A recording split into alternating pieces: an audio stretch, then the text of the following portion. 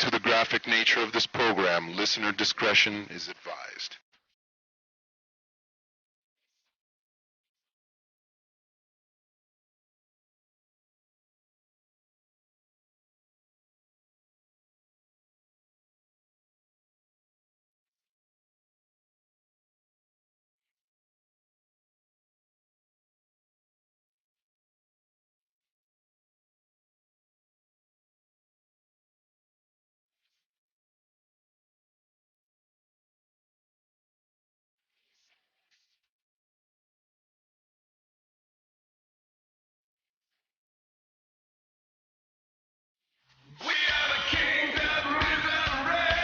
You're listening to Two Strangers, One Podcast. Please visit twostrangersonePodcast.net. Subscribe to us on iTunes or on the Stitcher app for Android devices. And now, here's Chris Colon and Paul Versprillo.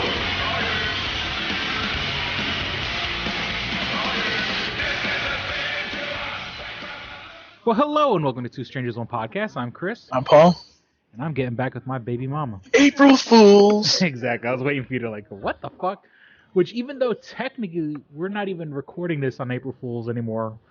Actually, it's already 20 minutes past April Fools. Giggity. But you get caught by anything on the internet? Well, there was only one thing that I couldn't tell. There was a lot of things on the internet that I could tell were April Fools, but then there was one... God, I can't think of the actor's name, but he was in Twilight. He was one of the main characters. Yeah. Oh shit. What the fuck is it? Edward Cullen, the guy who played. Yeah, the guy that played Edward Cullen. I can't think of the name off the top of my head, and I'm sure you'll look it up while I'm talking. But I don't know. But they announced that he was going to be on The Walking Dead. Mm-hmm. And I don't know if that's true or that was kind of a thing, because it didn't. When I looked at the article, it didn't say April Fool, so I was kind of like, Well, no article is gonna say April Fool. Robert Pattinson. Robert Pattinson, yes. Which, I mean, I could see the joke if that was the deal, but I don't think. Once again, this could be. But I know they aren't. I guess this would go into the second half of the show with the nerdy news. But I mean, they have announced a spin-off to The Walking Dead. Right. So if they said, oh, this is he's joining The Walking Dead. I mean, I wonder. I didn't see the article you were talking about, but they could have easily said, oh, he's going to be part of that new.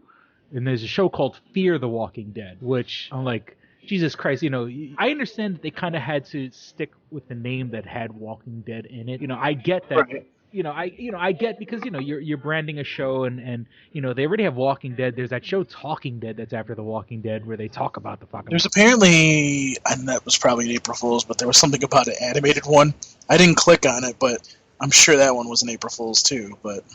Yeah, I mean, I didn't. The few things that the one thing, I mean, I saw two separate articles about how Jar Jar Binks is going to be in episode 7. Obviously, April Fool's stuff. Then someone Misa Mortal. Oh, let me tell you, how awesome would it be? And like I said, I don't want this to be the nerdy news. We're kind of just talking about April Fool's stuff. But I mean, how fucking awesome would it be if they somehow, even if they had Jar Jar Binks in episode 7, but just watching him get killed or some shit like that, or even like a reference to him getting shot or something, something horrible happening to Jar Jar Binks. See, you didn't ask me what kind of April Fool's Toonami Faithful did, now did you? Oh, well, I mean, we talked about it before the show, but I guess if you want to. Well, let's see. We did I call it Sketches Toonami Faithful Evil Scheme or something along those lines. Mm-hmm. We did 3 April Fool's jokes. One was a 3-minute podcast. April Fools. You just announcing everybody on the fucking just announcing everybody is enough to fill those 3 minutes. Yeah, exactly. So there was that. There was we said Toonami added back another time slot, and we got an extra hour or an extra half an hour of DBC. Let's see what else was there, and then the third one, which I thought was the brilliant one, we made. Kevin, which is one of the editors out there that make some stuff from time to time. We made this fake promo for JoJo's Bizarre Adventures. It's an anime that's very popular that a lot of people want on Toonami. They said, basically, we said it was coming to Toonami, and it's kind of funny because the middle one that I talked about was probably the most that we got problems with, even though like we did get a couple people saying "fuck you" for putting JoJo up as a joke. I'm like, fuck you. But I mean, it was kind of interesting. The problem is it's interesting you say that, people don't put April Fools on their articles. Well, we kind of had to because of last year's April Fools. Yeah, So wasn't it? I mean, well, okay, so what happened last year was we announced that Dragon Ball Z Kai was coming to Toonami. Now, ironically, about a month and a half later, they announced that for real, but we didn't put it in the article that it was April Fool's. We made it pretty much obvious if you read the whole article, but unfortunately, Chris, and I hate to say this, people don't read. Yeah, I mean, some people just go for the headline. There was one because this past week, and I didn't watch it, but I'm pretty sure I could catch it online. They had the roast of Justin Bieber. So a friend of mine posted a link to. It was supposed to be the roast of Glenn Danzig. You remember Danzig from the early '90s? Mother, tell your children not to walk my way. You know that. You know who the hell I'm talking about, right? I'm trying to think. Mother. Oh yeah. Yeah. So he was also in a band called the Misfits. For some people that were probably screaming like, how could you say just Danzig? He was in the Misfits. He was in a band called the Misfits, and he's notoriously like a real asshole. So someone actually like went through the trouble of like photoshopping pictures of like other like punk rock guys and rock guys, but using the template of the Bieber roast, and they wrote a whole article. And let me tell you, I mean, this thing was written like the person who wrote this like knows, it wasn't just like a one line bullshit article. And for a split second, my friend shared it, and then I was like, and I was reading it, and like I said, and except for like one picture was kind of bad, but the rest of them were semi decent. And I was like, wait, did they really have a fucking roast for Glenn Danzig? And then the other part of me was just like, he's not famous enough, because it was supposed to be a Comedy Central roast. And I'm like, he's not famous enough where you can say, Glenn Danzig and people know who the fuck he is, so. Right. But I mean, so I almost got caught. Almost, like I said, all the other ones I saw a fucking mile coming, I had a friend of mine, a guy I know from up here in Rochester who he basically, it's a long story, but it's a guy I used to do improv with. And then we were part of another improv troupe before that. And he was like, oh yeah, him and I are going to get back together. And like, you see all these people like, and now I guess these people don't understand the dynamic of these two guys. Like people are like, oh, congratulations. And I'm like, and I swear to God, I mean, literally like 30 people responded. And I'm like, this is an April Fool's joke, isn't it? And he's like, yeah, So I almost got caught with the Glenn Danzig, roast. But one of the things that happened yesterday, and I guess when I say yesterday, I mean before April 1st, even though we're recording this on the 2nd, that people kept saying it's an April Fool's. Now, it sounded like an April Fool's joke until it turned out to be real.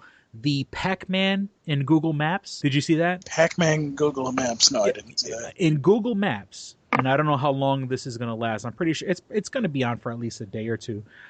You could go to Google Maps. Now you have to zoom in. Unfortunately, you can't take a big shot. But if you zoom into about, where you could probably get about like 10 to 11 blocks, or maybe even a little closer, into one screen, this little box will come up in the corner. Like how like you could look at the satellite view, or you could look at just the street view, like like the part that actually looks like computer graphics, and then there's so of the street view and satellite view and everything like that, there was an option for a Pac-Man. And what it does is it takes a second and it turns the blocks into a Pac-Man maze.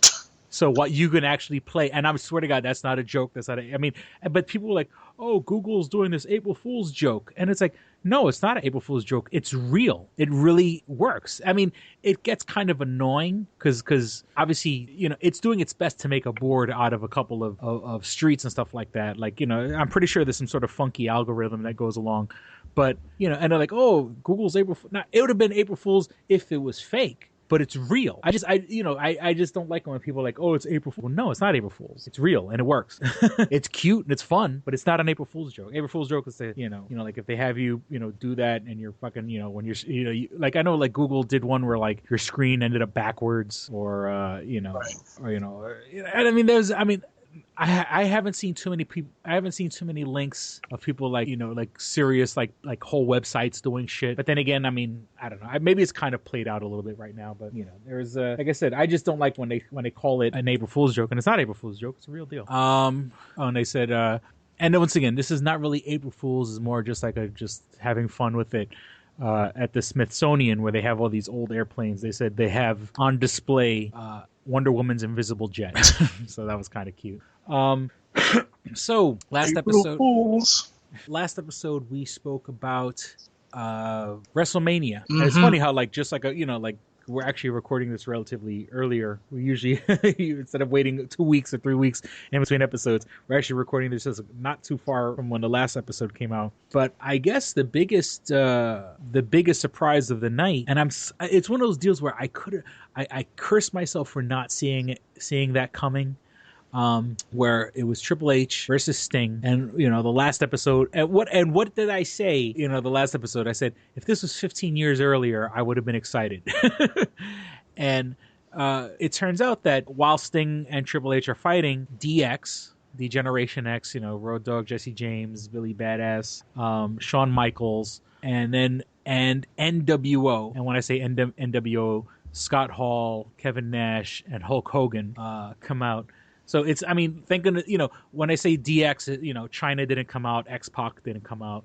And when I say NWO, wasn't the 50,000 versions of NWO and MWO Red and Black and all Wolfpack and all that other bullshit. But once again, just like I said last episode, if this was 15 years ago, and I'm not even joking, because that's when the most notorious Monday Night Wars were going on, when it was WWF versus WCW, and it was literally back in 2000.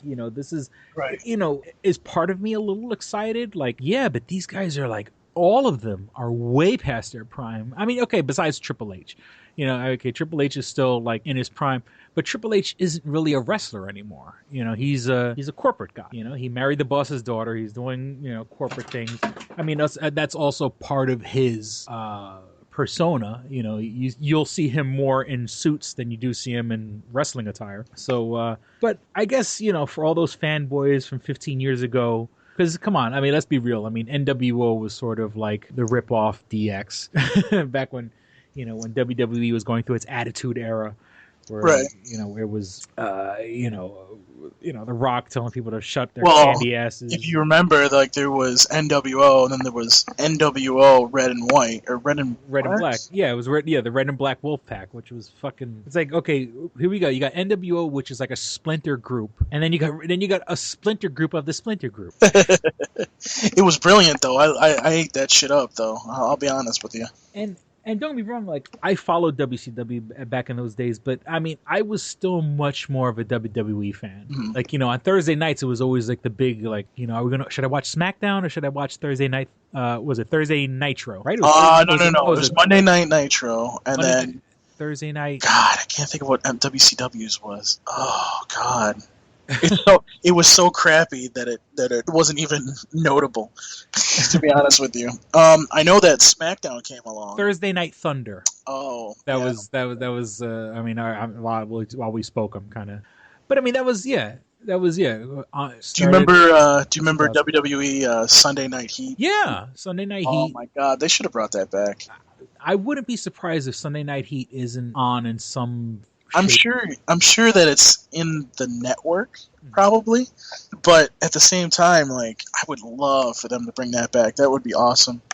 Because I know they have main event. Well, Sunday Night Heat would be the equivalent of like, because that was like the house show. That was like technically those Sunday Night Heat was the shows that people saw. Well, not on some on some Sundays it was the show before the pay-per-view. Well, so all it was an hour-long commercial for the pay-per-view. But I think other Sundays it was like the recycled matches from like the shit you didn't see Thursday. Yeah, Sunday Night Heat was basically if there was a pay-per-view, they would run down like all the stuff that was going to happen, but they also had live shots from. Yeah, this was it. They had live matches, but it was basically an hour-long commercial for the pay-per-view. Right, and then it was like literally 3 matches for an hour-long show. Right, but if it wasn't the what was it? If it wasn't like before pay-per-view.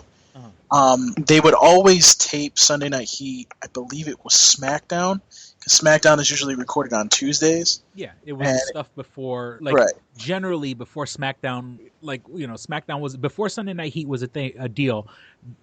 Those matches before SmackDown, which I guess the industry term are called house shows. The house shows. No. The house shows are the ones that are not live.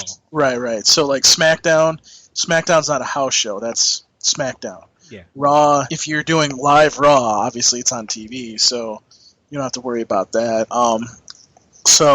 And it's crazy when you hear like back in the day when you hear about wrestling stuff that was like, shit that would happen during house shows, which unfortunately meant nothing unless it was on TV.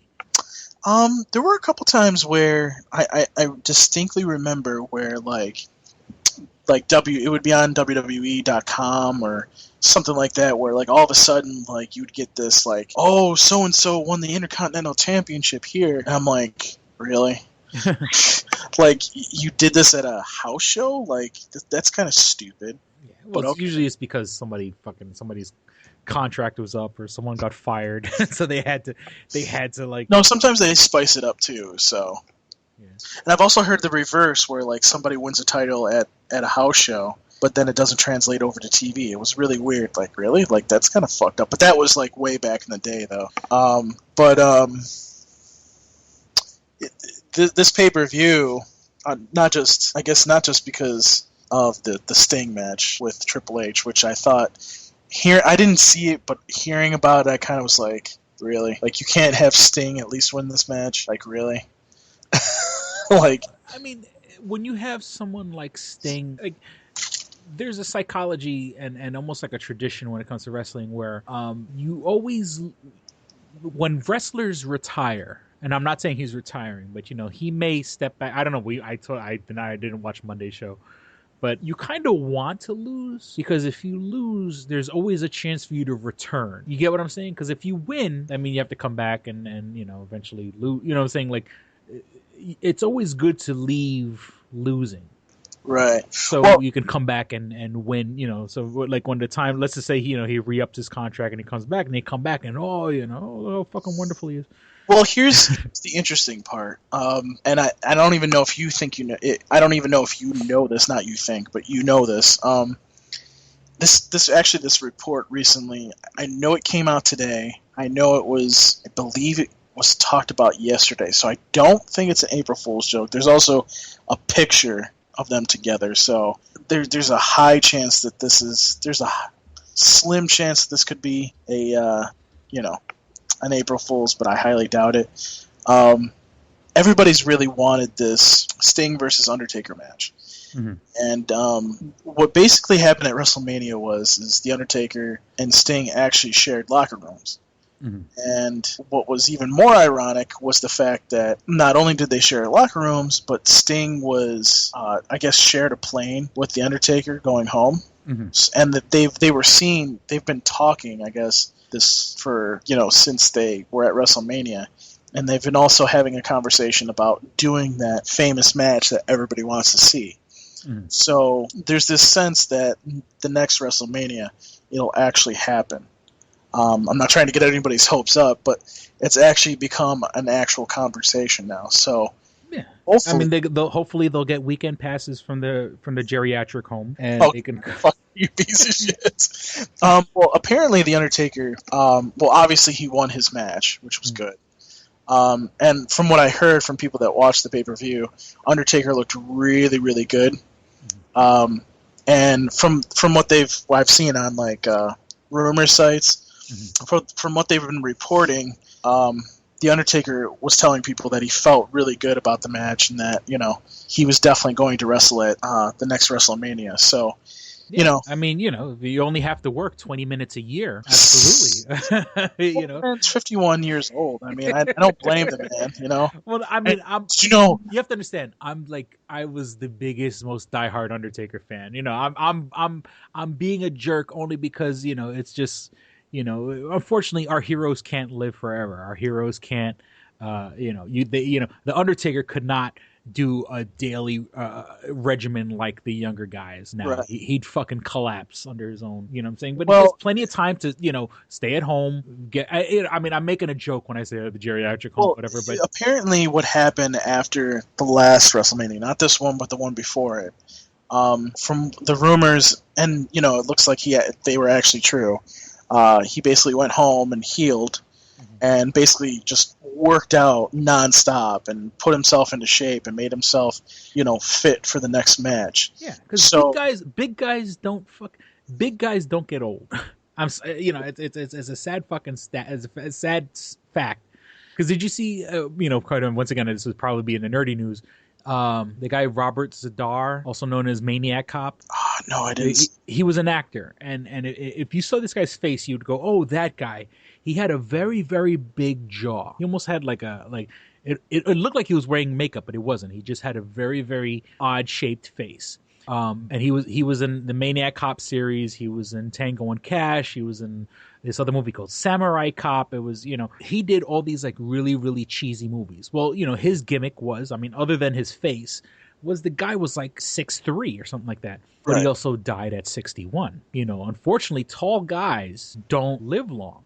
And now, mind you, the guy that I'm just talking about, this was a guy that, was just doing movies. The Undertaker, who's been, who's known in his heyday to fucking, jump off fucking 12-story steel cages. This guy has been abusing his body for years, and there's irreparable damage. He for the rest of his life, he's going to be in pain, and he's going to limp, and he's going to. But if he has time to stay at home, and when I say stay home, I don't mean that. I mean to train on his own time, to train, and I'm, and yeah, I did make a joke about it, but yeah, if you only have to work 20 minutes a year, it's very easy to make yourself look good, And I guess understand. I say that coming from a person who loves the Undertaker. I mean, I've loved the Undertaker since fucking since the first time I've ever saw him. Well, I guess for me, the Undertaker is one of those icons of the WWE. So I would love for him to go as long as he can, but also at the same time,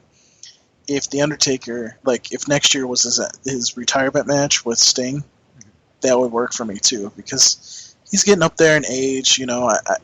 Sting apparently is 57 years old. I didn't know that. I was like, oh, holy shit. So, once again, had these matches taken place 15 years ago. What do you say? 57? You said 57. 57. Yeah. So he would have been 52. He would have been 42. And apparently, and the other thing is too. Apparently, Sting was on Raw it was 2 days ago, Monday, and it was after Raw went off the air. He came out and was being interviewed for the WWE Network. What he said was he didn't know if he was going to wrestle another match. People are chanting Undertaker, and he's like, I don't know. And then he pauses and he's like, but whatever WWE throws my way, I'm going to take it and go with it. So, hopefully, again, this isn't the last time that we've seen Sting. I don't think so. I think Sting has been polarized by people, and I think that, we're at least going to probably see him do maybe 2 or 3 more matches. I would say probably 2 at the most, 3 if he's feeling good. Because, again, the man's 57 years old. He came to WWE, obviously, so that way he can get into the Hall of Fame, because you know what, it was the perfect time, and I think at this point in his career and in his life, WWE owns the WCW archive. Mhm. Why not? Fucking Hulk Hogan's there again. Fucking, Scott Hall and Kevin Nash are there. Shit, all of DX is basically there. So I don't see the problem. You know what I mean? Yeah. Like, I don't see the issue here. It was perfect timing. I would love to see. I would love for it to happen, and I don't think it's going to. But, I would love for WWE and Goldberg to stop their bullshit and for him to come back and wrestle a match. Because, But Goldberg, if I'm not mistaken, and you said, his bullshit, was the fact that Goldberg was a fucking whiny, he was a guy that obviously got himself in incredible shape, but if you notice, I mean, in his, like, when he first came onto the scene and he was, wrestling, and all his matches were like literally 30 seconds. He was, he'd come in, destroy the fuck out of whoever, and then leave the match. And that was almost for a reason, because even though he was a muscular guy, he had no endurance. He had no kind of like. I look, and this is coming from a guy who doesn't. I get winded fucking climbing a flight of stairs. The guy didn't have the endurance to wrestle. Like you take, say what you want about Triple H and he's an asshole. I mean, at least Triple H has done like Iron Man matches where, they've wrestled for an hour and shit like that. Goldberg doesn't have the, and it's like, once again, I'm only saying this because I'm not a fucking, I'm not a wrestler. He doesn't have the balls to last as long as, he doesn't have the what Mick Foley used to call the testicular fortitude. He wants to get in, do well, get out, and call it a day. And he, from what I understand, he used to cry a lot. And when I say cry, I mean not cry, but I mean like he would complain a lot. Seeing that the guy had the fucking world handed to him. I mean, other than the fact that he made himself look good as a physically good. But I mean, he came in, he did the spear, and that was it. He did a tackle. All the spear is a tackle, and then fucking, and called it a day. And it's funny. I don't know while we were talking earlier, a friend of mine had sent me a link, and I have a friend I have a bunch of friends that are like really, really religious. Sting did a movie called The Encounter, and I want to say he did another one. Okay, I'm on his IMDb page.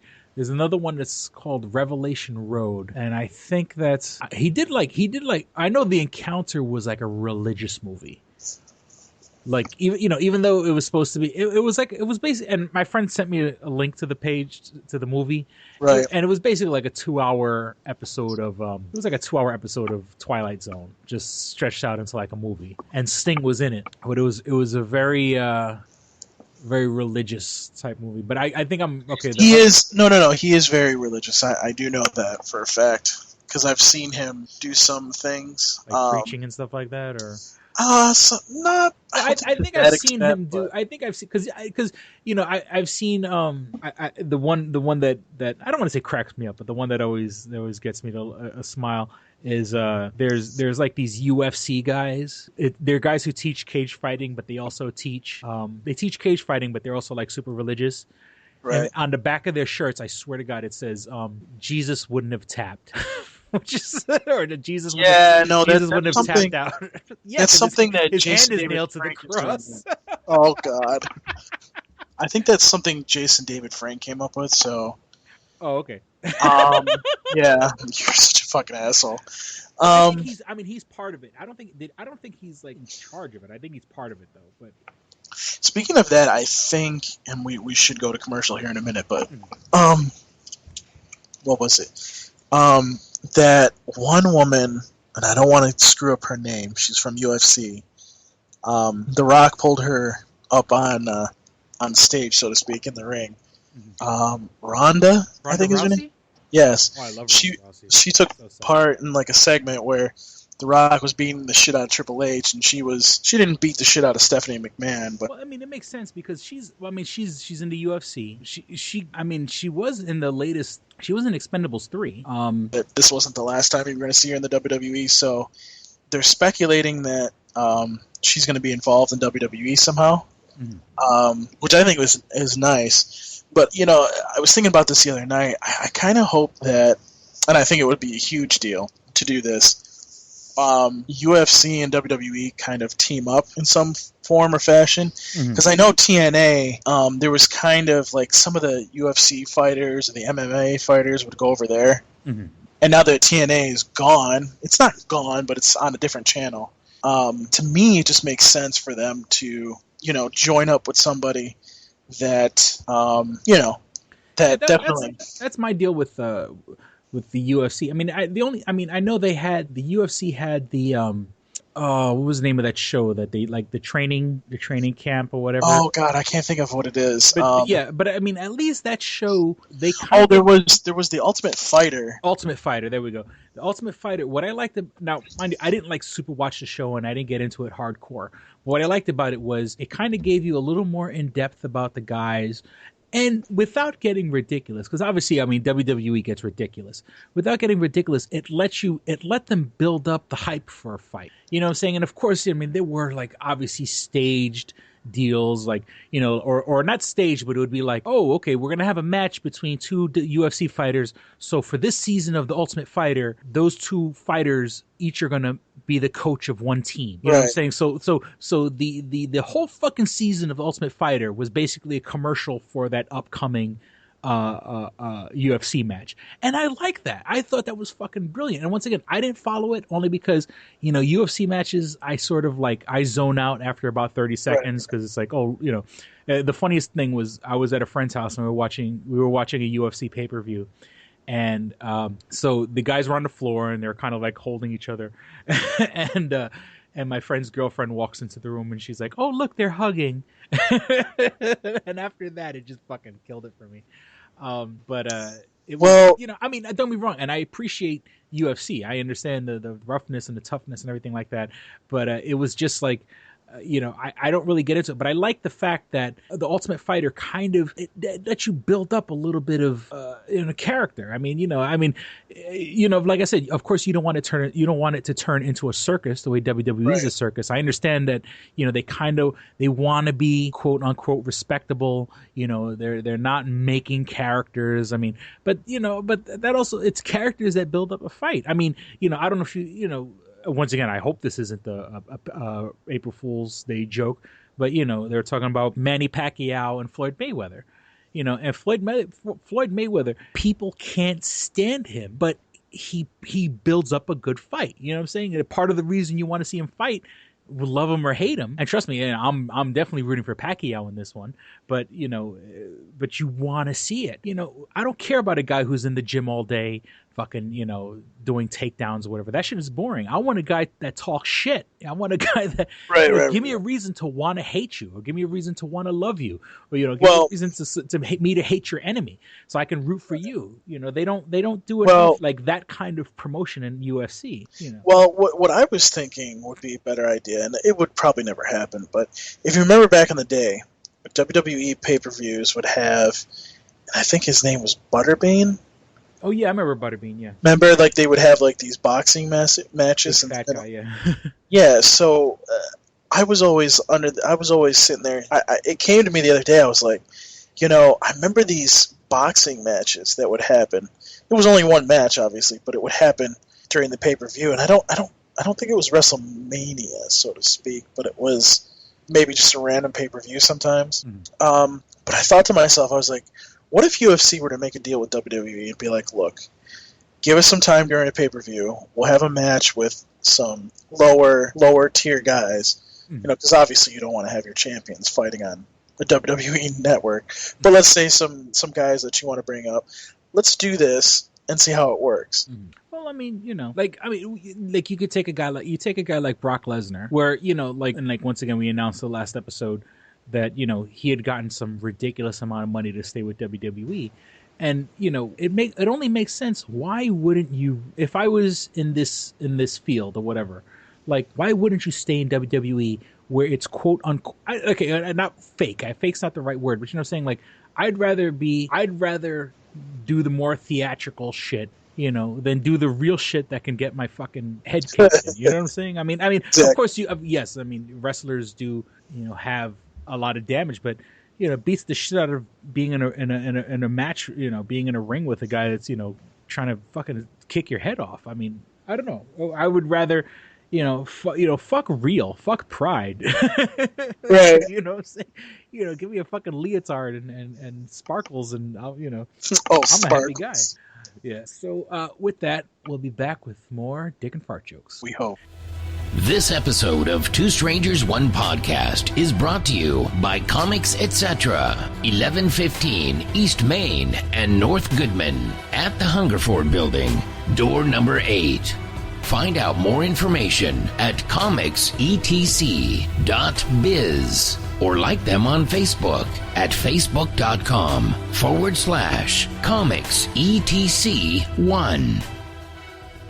Click and Hit, enhancing the experience for all recreational smokers. Click and Hit is a one-handed portable vaporizer. This smoking pipe has a compact 4-stage design, complete with a built-in, windproof, butane refillable torch lighter. The large burn chamber holds your stash of legal herb or pipe tobacco. Click the button to ignite and inhale as usual. When you are done, put it back in your pocket for later. Smoke anytime with the touch of a button. No more carrying around grinders and tins. You can leave the pipe, rolling papers, and even your lighter at home. The Click and Hit cordless vaporizer is no bigger than a normal cigar, making it the world's smallest and most discreet vaporizer. It's perfect for use in small places or shared rooms. It's efficient, getting 5 to 8 draws from your packed chamber. It's affordable at just $19.95 each. Buy 3 and the shipping is free. Buy 4 and you get the 5th one free.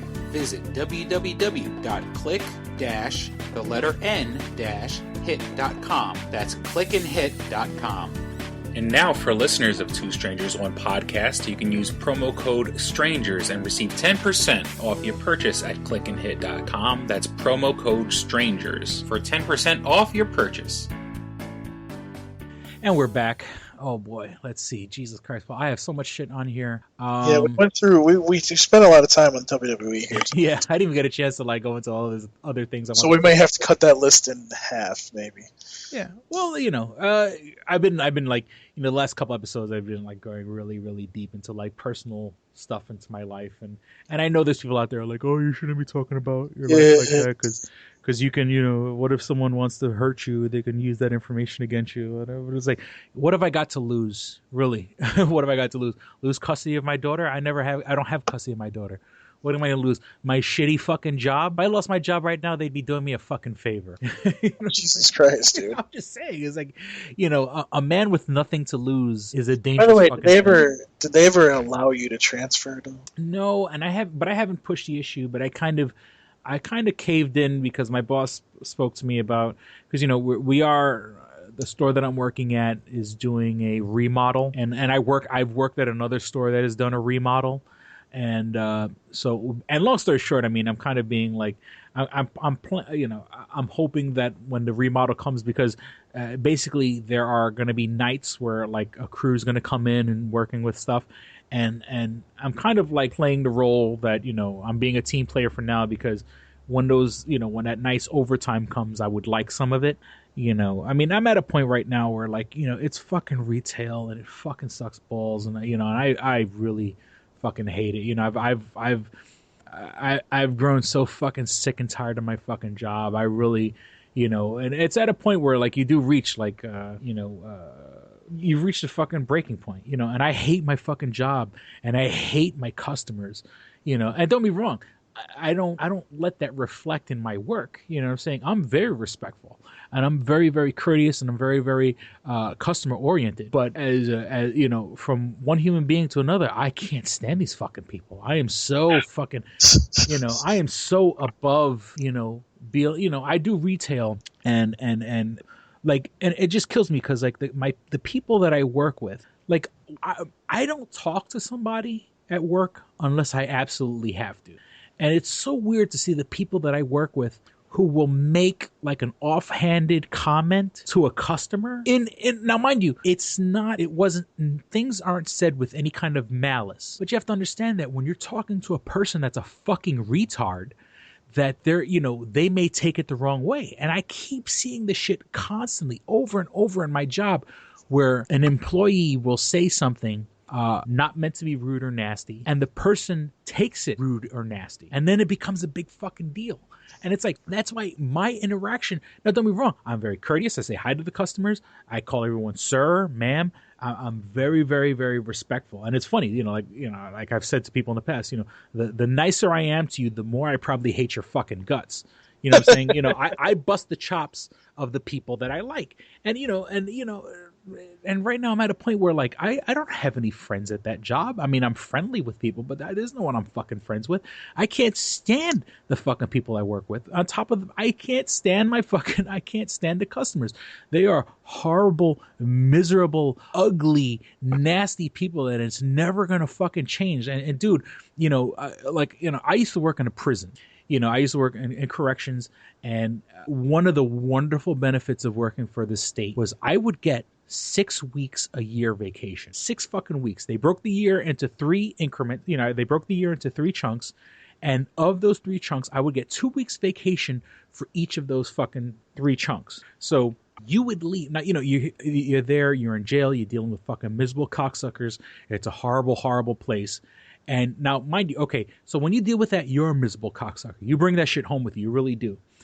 Then you would go and have your 2 weeks vacation. Now, after, quite frankly, even after about 2-3 days, you start rejoining humanity and you start dealing with your friends and family, and you're like, oh my God, not everyone on the planet is a giant, huge fucking piece of shit, scumbag, swindler, hustle, con man. You join the ranks of humanity again. And then after the 2 weeks are up, you go back to work and it's the same fucking bullshit. It is as if someone had pushed fucking pause, and then you go and you come and people are like, oh, you shouldn't equate jail with, working in a, economically disadvantaged area like you do. But it is. It really is. Nothing changes in that area. Everything's the fucking same. We see the same 30 fucking people every day. The fucking drunks that come in, the fucking panhandlers that hang out up front, the fucking people who come in and are just all about just rude and loud and nasty, and no matter how much respect you throw in their direction, they choose, and there's people that have no fucking lives. Now, mind you, unfortunately, where I work, I mean, we are literally next door to, what's the best way to put it? Halfway home isn't the West, but it's a home for people that are like one step above being in a homeless shelter, or one step above where, I mean, they're not all mentally there. Like they're mentally there enough where they could kind of take care of themselves, so they're allowed to like leave and go outside and buy food and kind of mingle in society and come back. Well, my store is right next door to a place like that. So these people come in and have nothing better to do than to like come and talk to us. And, once again, I'm very polite and I'm very customer relations friend. There's people who have nothing else better to do. So they come to your job because your job is the only fucking bastion of fucking humanity in the middle of this fucking horrible neighborhood. And they come and they want to talk your fucking ear off. And they want to, they'll ask you a million fucking questions and shit, asking questions about shit that they're not going to fucking buy. Or if they bought it, they wouldn't know what the fuck to do with it. You might as well shove it up your ass. You don't know what the fuck. You know what I'm saying? Stop asking about. Oh my God. Like people. You want to buy a fucking. People want to buy like a thumb drive. A little USB thumb drive. What are you gonna do with it? Do you have a computer? Well, how many hours of music? Does it fucking matter? Do you have a computer? Do you even know what a fucking MP3 file is? Do you know what to do with this thing once you got it? And it's so frustrating. I'm so fucking sick and tired of retail, and it's funny because like I used to work in corrections, and the two of the main facilities that I worked at are now closed. As in, I used to work in a place called Bayview, which has been shut down because the area around it got so fucking gentrified by fucking art galleries that they once Hurricane Andrew came through the area, they used that as a reason to shut the facility down and never opened it again. I used to work out in Arthur Kill out in Staten Island, another state facility out in Staten Island, where, once again, you go 5 miles down the road, there are $1 million homes. It's Staten Island. Staten Island is a very, very affluent area. Most of Staten Island. The rest of other parts of Staten Island are fucking straight up ghetto. Arthur Kill, once again, the community there was pressure from the community to close the place down because people don't want felons living 5 miles down the road from fucking $1 million homes. I used to work for Radio Shack. Radio Shack is now fucking going out of business. You know, my old manager, I'm friends with on Facebook. You know, I mean, I've worked with different managers, but you know, my favorite manager and a guy who was at one point the right-hand man to the fucking district manager. I don't know if he got fired or not, because he's taking pictures. He's going out to Philadelphia. He's like, you know, I think they closed the Radio Shack he used to work at, because he has a lot of fucking free time on his hands recently. You know, and you know, and once again, this was a nice guy who worked hard, was definitely a company man, you know, and what do we have to show for it? For all my coworkers that kind of like, you know, and you know, and I have no qualms. I have no. I'm not going to hide my past. You know, my baby mama was an inmate that was under my custody. You know, my baby mama was a woman that you know was an inmate that I was in charge of, and nothing happened when she was in jail. Nothing happened when she was in jail. Just a lot of shit talking. You know what I'm saying? And that's what happens. You have guys and women in a situation, there's going to be shit talking. If there's any kind of attraction, and not to mention that, you know, a lot of women in jail are hustlers and women who've lived on the street who know how to manipulate men. You know, it was a lot of shit talking. Once she got out and when she was off parole and everything like that, you know, her and I, you know, I started coming up here. I started coming up to Rochester, 6 hours away from where I used to live, to kind of fool around, you know, and there was a big to do. Oh, you should have. Why didn't you let us know that, you know, I wouldn't have gotten in trouble if they said, if I let them know. Well, I didn't know it was going to be turned into a thing. I didn't know I was going to get her pregnant. I thought I was going to come up here, bust a couple of nuts and keep it fucking moving, you know. So, you know what I'm saying? I didn't know it was going to turn into a relationship, and it never really was a relationship. It was sort of me fucking a girl who then, you know, went out and smoked crack, you know what I'm saying? You know, who, you know, I got pregnant, you know, and was it a, you know, don't get me wrong, my daughter is the most wonderful gift I've ever received in my life, but you know, I saved the mother from an overdose while she was pregnant with my daughter. You know what I'm saying? If had I not acted, the mother would have fucking died with the baby inside her, you know. So, you know, it's funny how, like, all my friends that worked in corrections, the people who lived in the 5 boroughs, because New York State, you know, New York State is basically run out of Albany, and people in Albany don't like New York City. So when they shut down facilities in New York City, they don't give a fuck. They really don't care, because fuck, you know, New York. Most of upstate New York hates New York City. So when the New York City facility shut down, they were like, "Fuck you." You know, who cares? I love. Wait a minute. Pause for a second. I love how I just caused a tangent, but continue. Yeah, I'm sorry. So, yeah, right. This is the nerdy news. So there was. Yeah, this is really. This is the right? drama that should have been in the first part of the episode. So you see that my fellow coworkers, my fellow correction officers, people who I worked with for 10 years have been, now mind you, they all turned their back on me when they found out I was messing around with an inmate and stuff like that. And trust me, a lot of people that I work with are doing the exact same fucking thing. And you know, it's just unfortunate. You know, I kept my mouth shut to what I saw. You know, and I'm probably, you know, I could vaguely talk about it now, but you know what I'm saying? You know, there were tons of shit that probably went on that shouldn't have, that was 10 times worse than what the fuck I did, you know. But I kept my fucking mouth shut, you know, and it, you know, they can't fucking, you know, maybe I could be lying. You don't know. I could be lying. So I, you know, people who turn their fucking backs on me. But what did corrections do? Corrections people upstate don't give a fuck about New York City. They shut down those facilities and said, "Go fuck yourself." I used to work for fucking Radio Shack, and on Radio Shack they decided, oh, you know what? Fuck everybody. Fuck our customers. Fuck, you know, let's go and try to sell cell phones and shit like that. Even though you could get fucking everything cheaper online, you know, let's change our whole image. And, you know, like, you know, when they had those funny ads like, oh, the 80s called, you know, and they were goofing on themselves. And look what happens when they goof on themselves. They lost all those fucking loyal customers.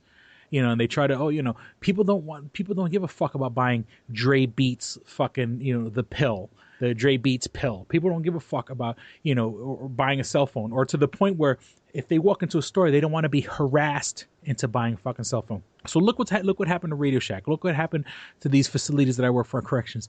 They're gone, and they have basically told me there's no loyalty to the customer. There's no loyalty to the employees. The employees are all fucked. All my ex-coworkers are all fucked. People who at one point turned their back on me, you know, being company men, look what the company has done to you. The company's turned their back on you and said, go fuck yourself. And, I see, I understand, they say you can't see the forest from the trees. Where I work now, I see what the fuck's going on. Saying the corporation doesn't give a fuck about me. I'm a cog in a machine. I come in, I do what I got to do. And then that's the whole thing is that they love me because I'm actually good at my job and I'm courteous to the fucking customers. And I'm taking the bullet by working in a fucking horrible fucking ghetto fucking area. I maintain some sort of semblance of fucking, sanity.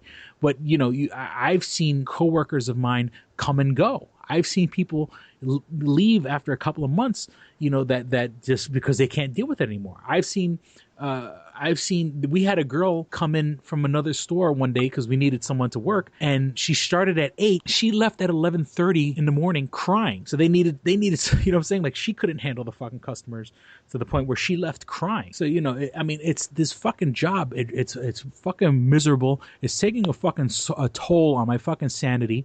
And I'm really I'm stuck in this fucking town. I'm trying to get custody of my daughter. And this goes back to the last episode. I'm so fucking frustrated with the judge. Like, what do you want me to do? What fucking hoops do I have to go through that'll make you happy? What will show you? What I'm saying? Could you please just tell me? Can you please just say, hey, Mr. Clone, this is what we need you to do? Even if they said you have to maintain visitation with your daughter for 18 months without a problem. What I'm saying? Then at least I can have some sort of goal. Okay, 18 months. Right. What I'm saying? You're not telling me what you need me to do. You go to court, and what's going to happen? Why do I have to fucking keep waiting until something bad happens? Because that's what's going to happen. Something bad's going to happen. Well, the grandfather, he's not too fucking healthy. And he's a tall guy. Like, we're talking about, tall people don't fucking. Tall well, people you gotta definitely. You definitely need to bring up that whole, not to talk about the last episode, but you definitely need to bring up the fact that he might be getting evicted, because that's no, but that's what I'm saying. The last episode I said, and what he said in court is, it's not going to happen. That's all they said. It's not going to happen. Well, when I go and I have to pick up my daughter from some different residence, then there's going to be a fucking problem. And it's just like, just tell me what the fuck I got to do. Once again, I work in a horrible fucking neighborhood where I see people curse and scream and yell at their kids and treat their kids like shit. And you see them, they're buying fucking, an 18 pack of fucking beer. Yet the kid fucking asks for candy and they curse the fucking kid out and they go, I don't have money for that shit. But you got money for an 18 pack of fucking, natty, natural ice, the cheapest fucking beer you can buy. People that fucking, I got kids coming into my store with their parents' fucking, welfare card, with their fucking food stamp card, where the kids have walked probably a couple of blocks from their home buying food, but I'm the fucking bad guy. I'm the scumbag who I need to be kept away from my daughter because there's a fucking problem. It's disgusting how there's people who really neglect their fucking kids. And here I am trying, but you won't tell me what the fuck do you want me to do? Tell me what I need to do so I'll do it so I can fucking have custody. Give me a fucking light at the end of the tunnel. Damn, I really wish I had some popcorn right now. And it's just like, now mind you, and this is something, I don't know, I happen to know that my daughter's half-brother, the kid that also shares at the house, I know he's failing every class. He's failing everything. They changed his school. He went to one school, unfortunately, and I don't want to get into like Rochester politics or whatever, but his school got closed down. So they re-put all these kids. Now he went from a school that was in a nice area, I'll give you the neighborhood. He went from a school in the South Wedge, which, up here was, not a nice area, but it's an artist area. It's very, very chilled out, relaxed, to straight up the ghetto. It's a fucking Bloss Street, So this kid got put in a bad school, is now failing everything, and nobody's doing anything about it. I know his mother's not doing anything about it. I know his grandfather isn't doing anything about it. Now, mind you, when I lived in that house well over 2 years ago, he was like a straight A student. Or he was like an A-B student. How does an A-B student go to fucking failing every class? Yeah. And this is the same environment my daughter's in. but they don't see the fucking problem. I'm the fucking bad guy. You know what I'm saying? What? Because I use nasty words on Facebook. You know, like I mean, you know, because I come on, I come and I do this podcast and you know I say fucking horrible things. You know. But does that really fucking make me the bad guy? You know, why am I being treated like a fucking statistic? I'm so fucking disgusted by the whole system. You know, they really don't give a fuck, and it's because you know. One, I'm a guy, so instantly I'm like the biggest scumbag on the planet because generations of guys have done fucking horrible things. And two, I mean, I honestly think the judge is just scared shitless of, you know, the Native American tribes or whatever, and they're, you know, not, she doesn't want to step on any toes, but it's like, you know, stop being scared of the tribe and use some fucking common sense and let a daughter be with her dad. Well, here's a question. It's a she, right? Yeah. Okay, well, you have to understand something too. Like, and you know this happens with guy judges too, but you know more female judges try to tend to side with you know the mother, and the thing is you know the mother of your child who wasn't there, which she should have been. You know, I think that they're going to try to give her another chance, but at the same time, you know, and do you have a public defender, right?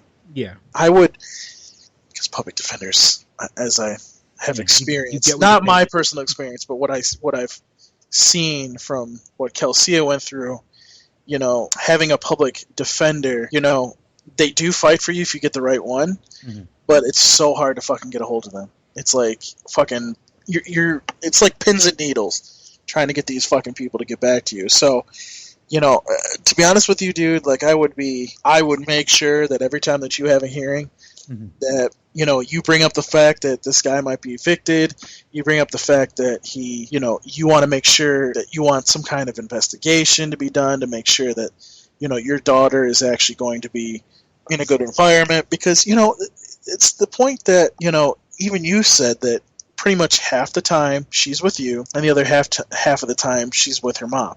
So why is it a big deal if the grandfather has her or doesn't have her? Because guess what? Your guys are splitting the time. Yeah, you know what I mean? It's frustrating.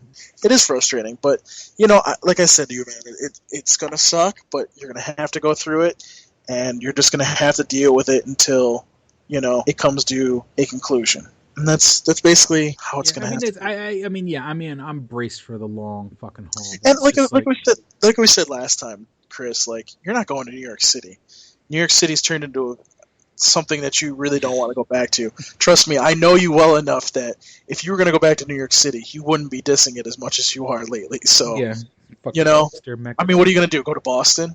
Really? Really? Come on, Chris. What are you going to do? Go to Buffalo? Really, Chris? Come on now. Buffalo's worse than Rochester. Yeah, I don't know. What are you going to do? Go to Syracuse? Syracuse is worse than Rochester. Yeah. Like, you know, don't kid yourself, man. Like, just do what you got to do. Keep your head up. Don't fuck up. Don't.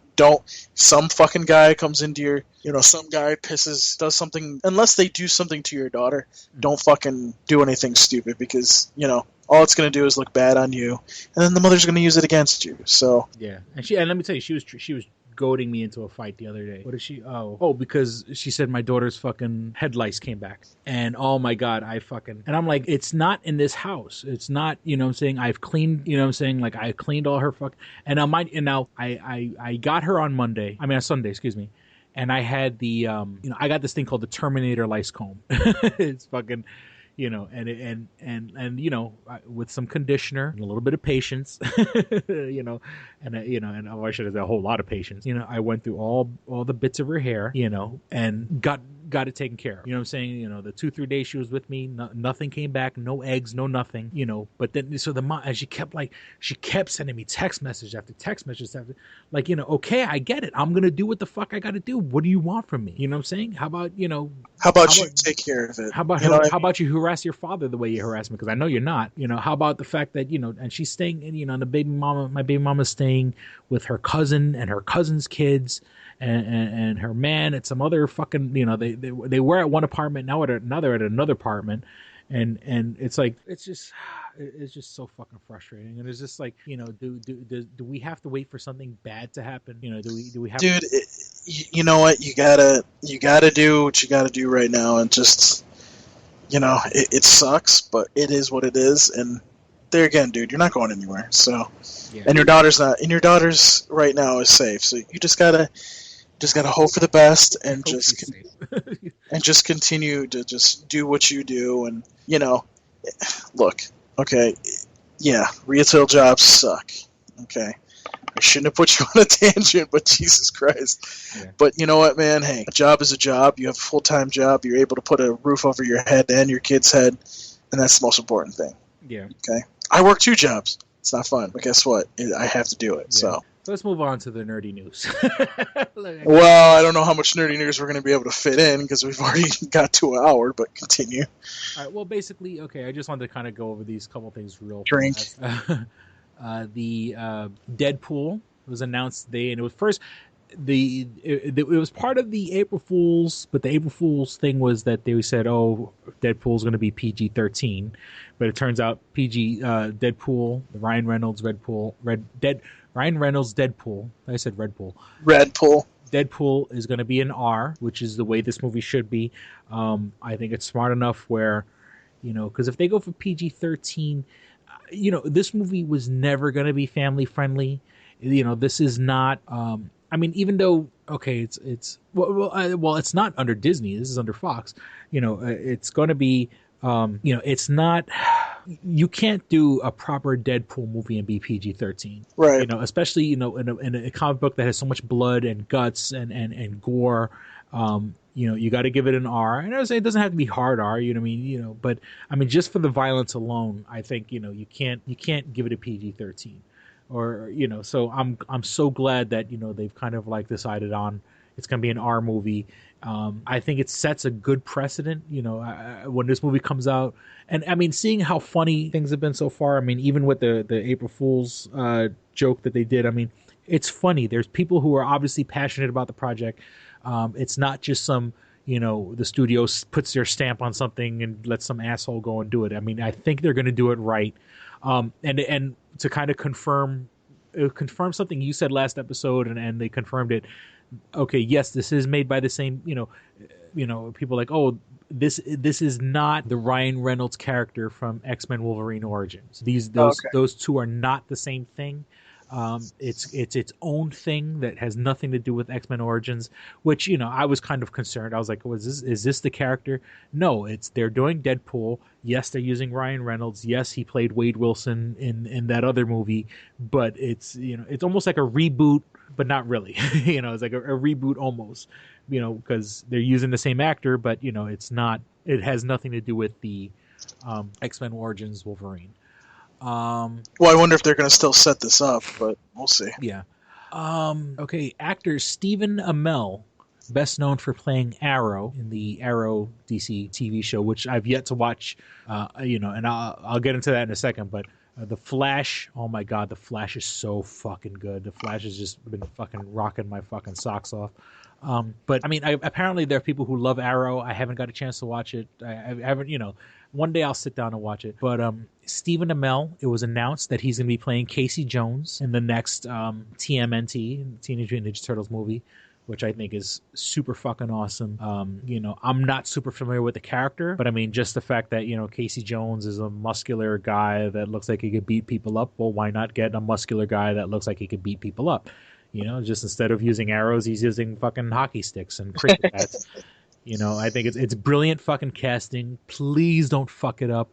I'm trying to think of, because they're really, not for nothing, they're really following the cartoon from a couple of years ago. Like I have, because you notice like the other cartoon, like they had, I kind of called that right after, I think it was like the episode after I watched, I had called it the last episode. I had called it that episode I watched after the Teenage Mutant Ninja Turtles. I saw it. I said, the next one they have to have Casey Jones, and it's been rumored that it's going to be Bebop and Rocksteady. Well, we'll see. We'll see what happens, but I'm trying to think of who the original Casey Jones was from the other movie, but I think it was Chris Maloney. Well, he actually became not like a huge major actor, but he was. Yeah, he was in one of the Law and Orders. Maybe was he? Yeah. Hold on, I'm gonna bring up. I'll look it up right now. Casey Jones, once again, wonderful podcast, compelling podcasting. Casey. Cutting edge, people, cutting edge. That's how we do this. Okay, here we go. Casey. Let me see. Casey Jones reference. Oh no, I'm sorry. Elias. I could have sworn it was Chris Maloney. Why did I think it was Chris Maloney? Because you're an idiot. Elias. His name was Elias Koteas. What Greek. It says right in his profile, Greek descent. Yeah, the guy's obviously the Greek. Koteas is a super Greek name. He's in Chicago PD, Chicago Fire, The Killing, Now You See Me. He was in. He was hilarious in Harold and Kumar. You know, the guy that looks like his fucking like his body's all like. Oh no! I'm sorry. No. That was Chris Maloney. That was. But the guy's been in a million fucking things. Yeah, exactly. Saving Grace. Oh no! I'm sorry. He wasn't in Law and Order, but he was in CSI New York. CSI New York. I'm trying to think. Yes. He was on one episode of House MD. I mean, the guy's been. If you look at his IMDb page, I mean, this guy's like constantly working. He's one of those guys, you know, those actors that like you don't know his. Oh name, yeah, he is on Chicago. Chicago Fire. Yeah, Chicago PT, I think, is what he is now. But yeah, he's been in a lot of stuff, and I do think that he has become a very good actor in the industry. So hey, look at what Casey Jones did for him. So yeah, I mean, so it's there was a good I did not mind him as Casey. Just one quick note. I kind of hope that this Teenage Mutant Ninja Turtles kind of scales it back a little bit, and we get to see more ninjas in this one because again, I understand. Okay, I understand what they were trying to go for in this one. But here's the reality. The Foot Clan is not a bunch of gun-wielding assassins. They are fucking sword-wielding assassins that have studied the art of, I want to say ninjutsu, and are just kick-ass. That's what I want to see. I don't want to see none of this gun bullshit. Now, obviously you've established this in the first movie. I'm saying scale it back a little bit. Half ninjas with guns. At least give me some of it. At least, I'm not asking much. I'm just asking for a little. That's what she said. I watch. There's certain videos I watch and other podcasts I watch, and it kind of gets me in the right state of mind to do this podcast. And I don't want to say I'm stealing or borrowing, but there's a guy on YouTube, the Black Nerd Comedy or whatever. Because part of the research before this episode, I watched the episode where he basically announced about the Casey Jones, and I would have to say I agree with him where he says, one, if we're gonna have Casey Jones on like the 1990 movie, I would like to see him wear the mask a lot more often. You know what I'm saying? I mean, he's a good-looking guy, but I want, right. I almost want him wearing the mask the whole movie, and I know that's a lot to expect, and I know it's not going to happen. But if he wore if he wore the mask the whole movie, I'd be happy. Which I know it's not going to happen.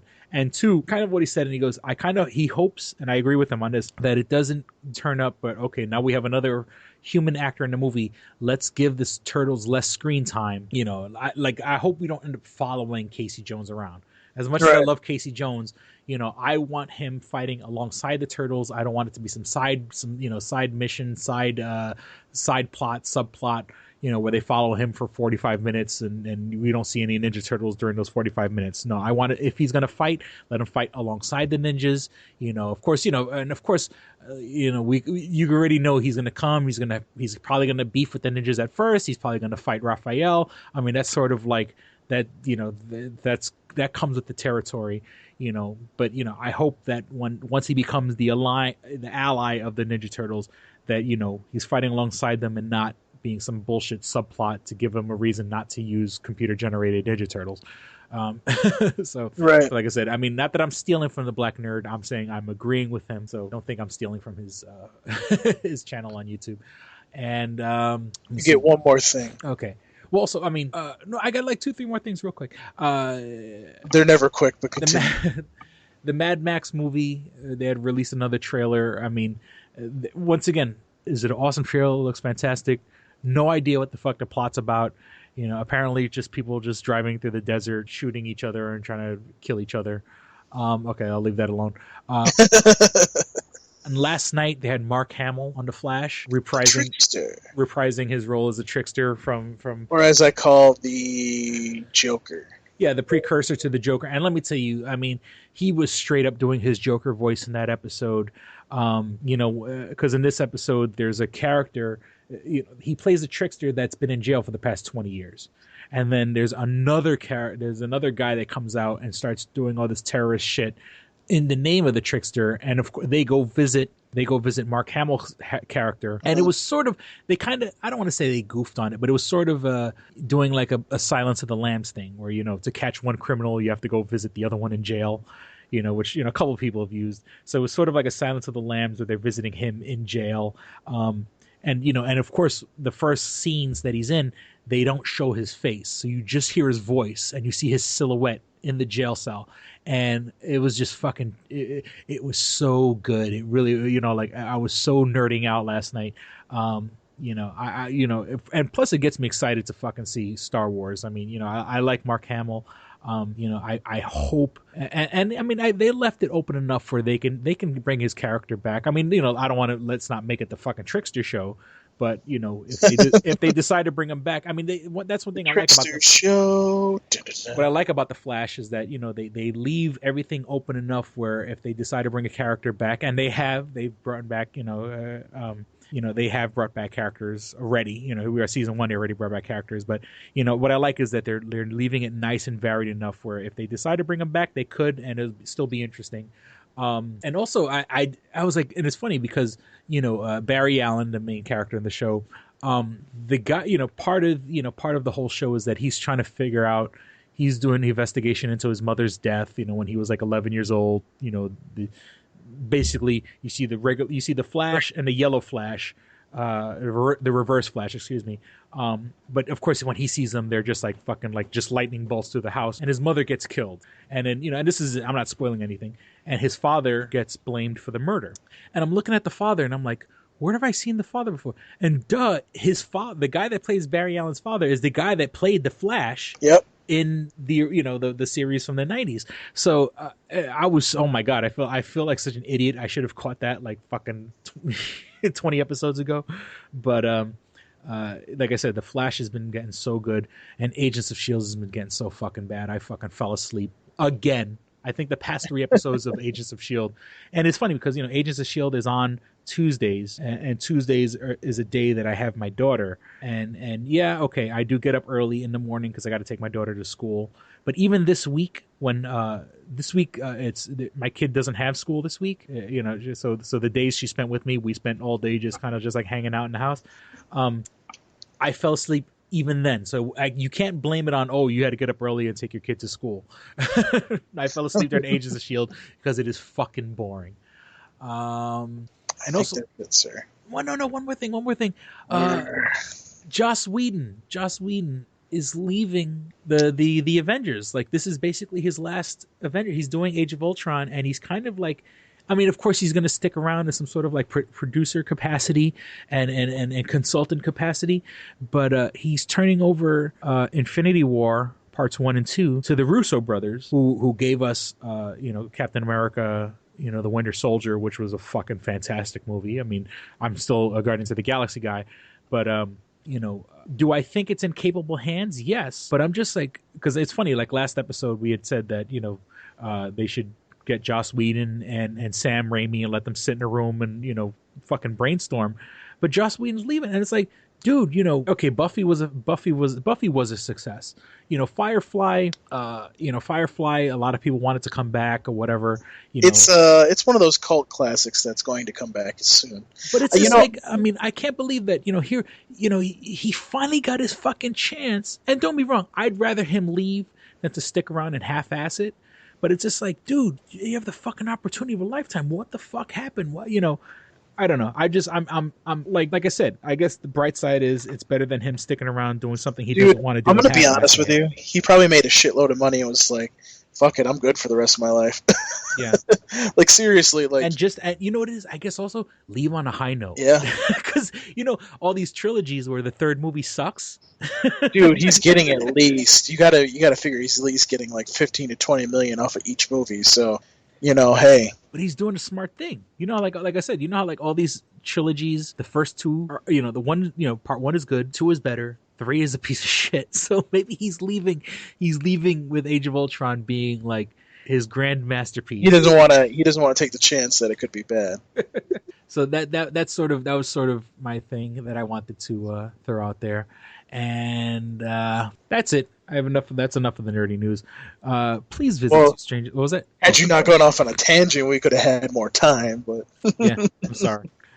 I will remember next time to not set you off on a tangent. Well, it's real fucking podcast, and this is real shit. You know what I'm saying? I mean, don't be wrong. I love the nerdy news. This is real life shit. Yeah, exactly. Why talk about other people's fucking lives and bullshit? Let's talk about fucking our lives. You know what I'm saying? Like, you know, as much as I love talking about, I would call this a speculative podcast, a pop culture speculative podcast. We talk about movies and what could be and what is and what should be and everything like that. But, you know, I mean, I don't want to be one of those fucking podcasts. I don't want to sit and talk about other people's shit. I want to talk about my shit. And this is what makes me me. And hopefully you enjoy it and you know, and you laugh and you fucking won't set you on.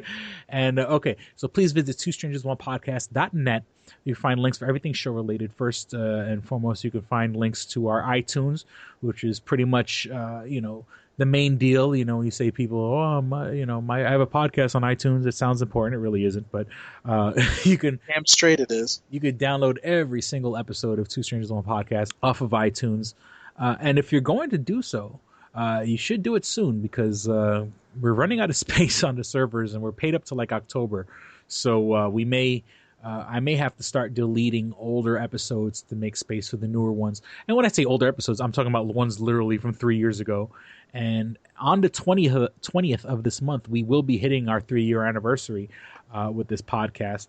So, I mean, one, that's fucking awesome. But two, it's just like, wow, Jesus Christ, 3 years, it's fantastic.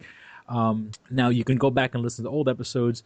And if not, I'll find a way to get them online.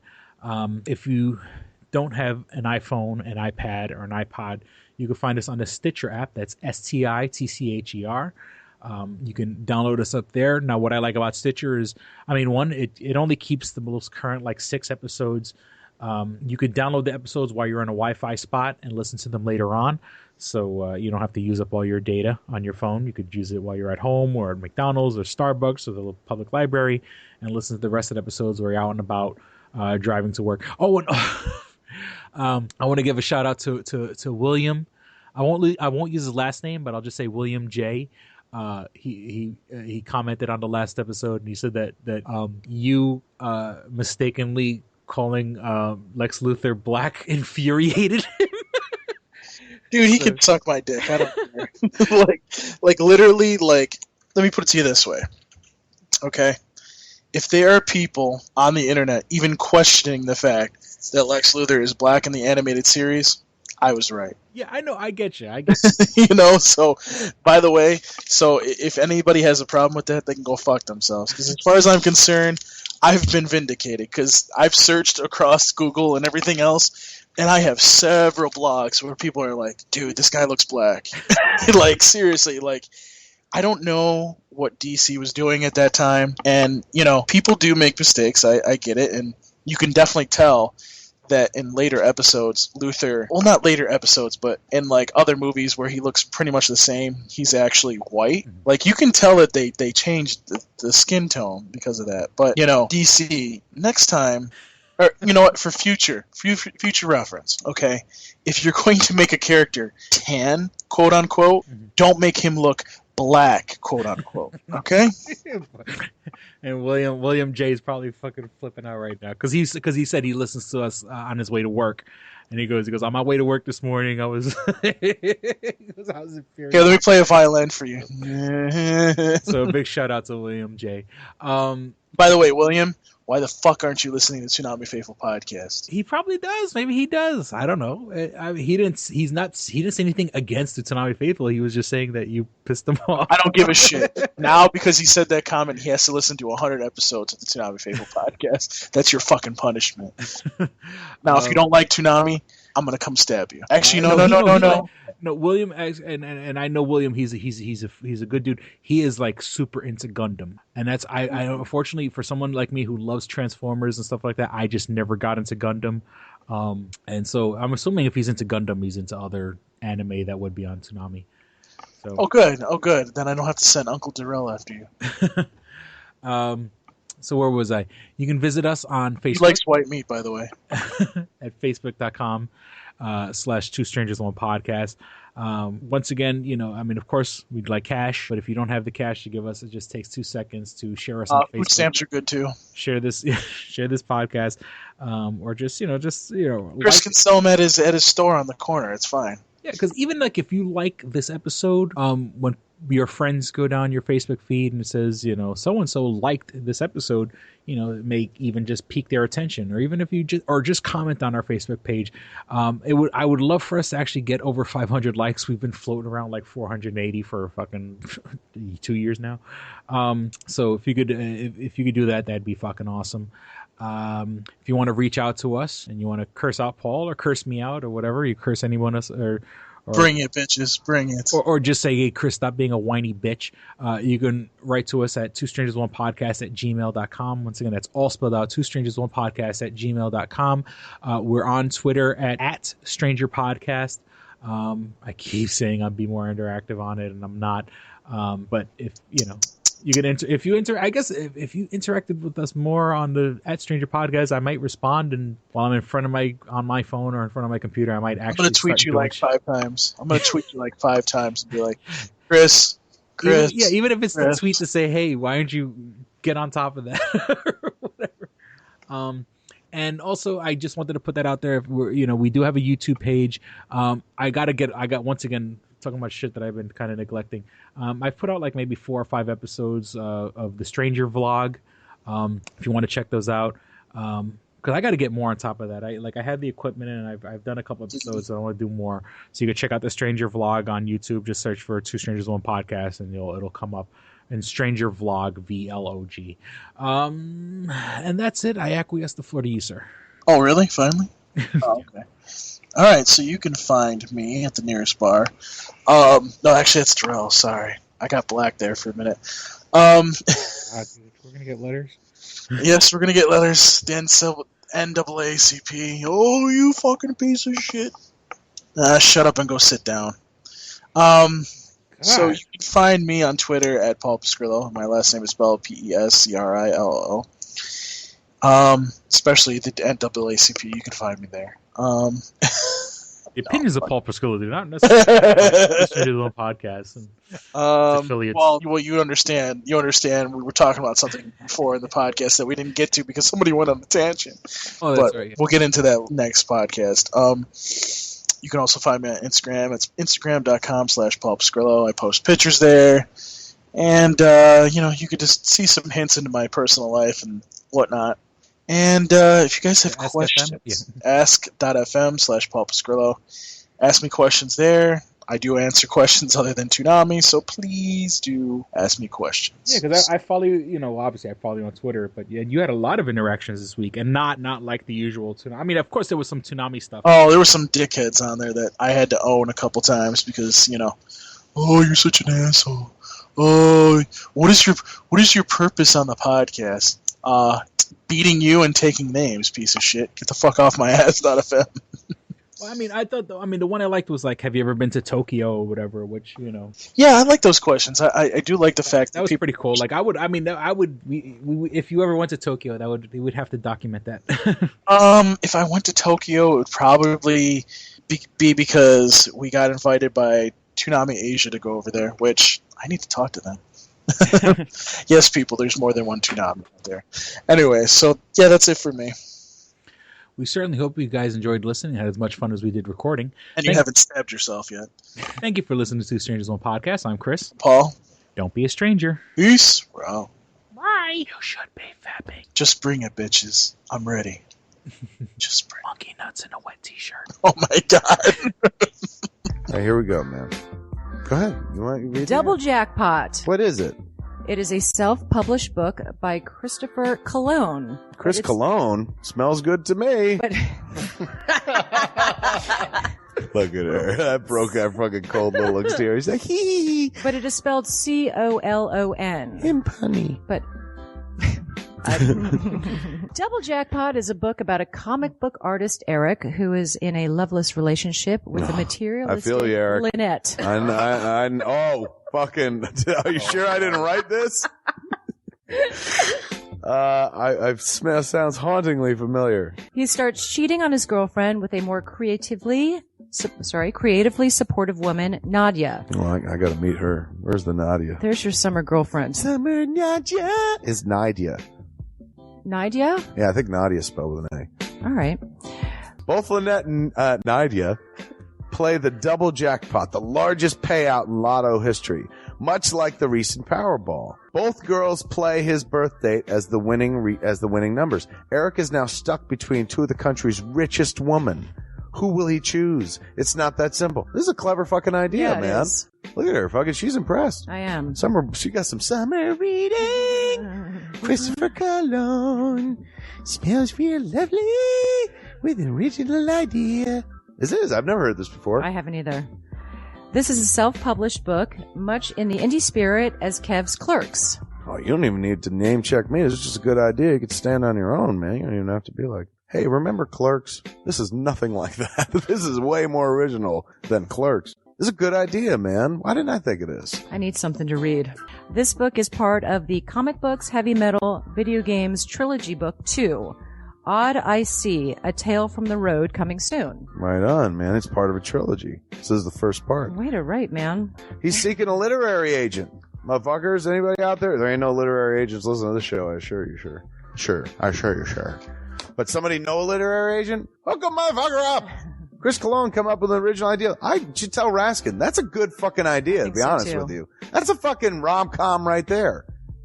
Megan, get Raskin on the phone. Isn't it possible to get Raskin on the phone? No? Yeah. I want to run it past him, man. I want to, and if it happens, I get a taste, Chris Cologne. I get a whiff, if you will. The book could also be ordered on www.lulu.com.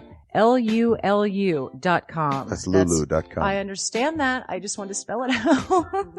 Normally one says it, that spells it. Still, lulu.com. What is that? Do you know what it is? I don't know. All right. The book could also be ordered on www.lulu.com. Search for Double Jackpot Christopher Cologne. A paperback version of the book is $15 and a PDF file is only $5. $5 is Yeah. insanely inexpensive. 15's not even that bad for a paperback version. No. This is $1 million idea right here. Like a movie about a dude who fucking is stuck between two chicks, both of who play his birthday and win the lottery. Come on! I can see that trailer. Chris Cologne is on to something. Nobody else can smell it but me. I'll read it. Thank you. I'm going to make that smelly joke. I know. You're trying to get me to laugh again. It worked once. Double Jackpot is a self-published book by Chris Cologne, man. It's the first book in his Comic Books, Heavy Metal, Video Games trilogy. Book 2, Odd I See, A Tale from the Road, should be coming out soon. Get all the information at Chris Cologne, like a motherfucker. I will his totally book, read this. Double Jackpot. I'm serious. I'm going to recommend that to fucking Raskin. How is that not a movie? You know what I'm saying? This could be a sexy movie. You could do an R-rated version. There could be nudity in it, and you could show them fucking both chicks. Maybe a little penetration. Maybe a butthole shot. No butthole, no care. I would like to formally apologize to Christopher Cologne. No, sex sells. Chris Cologne will appreciate that. He's like, thanks for throwing a few buttholes in there, man. Don't forget to check out twostrangersonepodcast.net, your one-stop resource for everything show-related. You can find links to subscribe to us on iTunes or on Stitcher. You could also find links to buy my book, Double Jackpot, on twostrangersonepodcast.net. Fuck you, fuck you, fuck you. You're cool. And fuck you, I'm out.